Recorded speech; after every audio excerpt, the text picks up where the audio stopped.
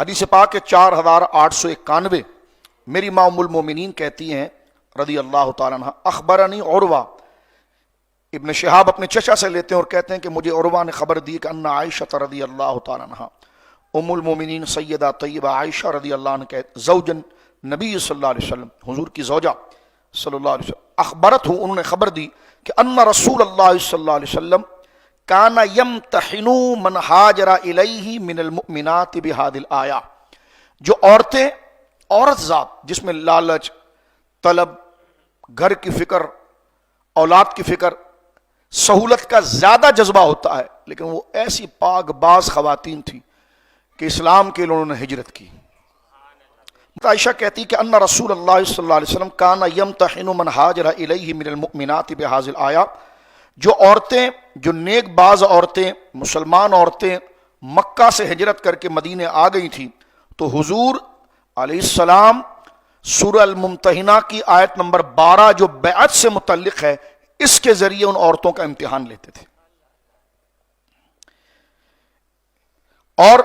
عروہ کہتے ہیں قالت عائشہ فمن اقر بهذا الشرط من المؤمنات، جو عورتیں اس بات اور اس شرط اور اس ایگریمنٹ کو مان لیتی تھی، شرک نہیں کروں گی، جیسا بھی قرآن، چوری نہیں کروں گی،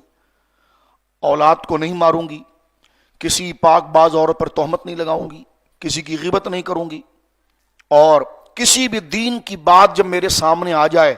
تو میرا دل بھرے للچائے اس برائی کی طرف، کہ ہماری برادری میں تو جدی پشتی یہی ہو رہا تھا، فرما نہیں یہ ہوتا تھا، ان کو پتہ نہیں تھا، لیکن شریعت کا حکم یہ ہے۔ تو جب وہ اس شرط کو پورا کرتی تو رسول کریم صلی اللہ علیہ وسلم، ہماری ماں کہتی ہیں کہ ان کی بیعت کرتے، لیکن حضور کے بیعت کا انداز کیا تھا؟ قال لها رسول اللہ قد بایعتکی کلاما، حضور ان خواتین سے بیعت لیتے تھے باتوں سے، کلام سے، لیکن حضور کے بیعت کا انداز میری ماں ام المومنین، بخاری شریف حدیث نمبر 4891، بخاری شریف کتاب التفسیر سورۃ الممتحنہ، بایعتکی کلاما، حضور ان سے کلام یعنی بات کر کے، جملہ کہلوا کر بیعت لیتے تھے۔ اور میری ماں کا جملہ ہے واللہ ما مست یدہ یدا امرأۃ قط فی المبایعۃ،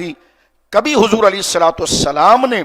عورت کے ہاتھ میں ہاتھ دے کر بیعت نہیں لی ہے، یعنی حضور سید عالم نے کسی عورت کے ہاتھ کو کبھی نہیں چھوا بیعت کے لیے کہ ہاتھ آگے بڑھایا ہو، حالانکہ حضور بمنزلت والد کے ہیں، اور خواتین نے ہاتھ پر ہاتھ رکھا ہو۔ میری ماں کہتی ہے واللہ ما مست یدہ یدا امرأۃ قط فی مبایعتہ، کہ حضور سید عالم نے بیعت لیتے وقت کسی عورت سے مصافحہ نہیں کیا، بلکہ کلام سے بیعت لیتے تھے، اور وہ خواتین آگے سے جملہ دہراتی تھی۔ تو یہ حضور علیہ السلام کا طریقہ کار ان خواتین کے ساتھ بیعت کا۔